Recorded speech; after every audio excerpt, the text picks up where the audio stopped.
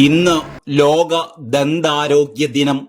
Happy mouth happy mind എന്നുള്ളതാണ് ഈ വർഷത്തെ സന്ദേശം. കോവിഡ് കാലത്തിന് ശേഷം കുട്ടികളിലും മുതിർന്നവരിലും കാണുന്ന വൈറ്റമിൻ ഡി കുറവിനെ ഗൗരവമായി കാണണമെന്നാണ് ദന്താരോഗ്യ വിദഗ്ധർ മുന്നറിയിപ്പ് നൽകുന്നത്. നല്ല പല്ല്, നല്ല ചിരി, സന്തോഷമുള്ള മനസ്സിന് ഇതിൽ വലിയ സ്ഥാനമുണ്ട് എന്നതിൽ സംശയമുണ്ടാവില്ല ആർക്കും. അതുതന്നെയാണ് വേൾഡ് ഡെന്റൽ ഫെഡറേഷൻ ഇത്തവണ നൽകുന്ന സന്ദേശവും. A happy mouth is A happy mind. നല്ല ആരോഗ്യം പല്ലിലൂടെ തുടങ്ങുന്നു. അപ്പോൾ പല്ലിന് പ്രത്യേക പരിഗണന നൽകണ്ടേ എന്നുള്ളതാണ് ചോദ്യം. വേണം എന്ന് തന്നെയാകും ഉത്തരമെന്നതിൽ ആർക്കും സംശയം കാണില്ല.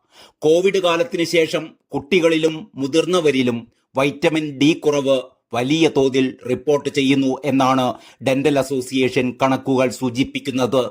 ഇത് ഗൗരവമായി കാണണമെന്നുള്ളതാണ് മുന്നറിയിപ്പ്.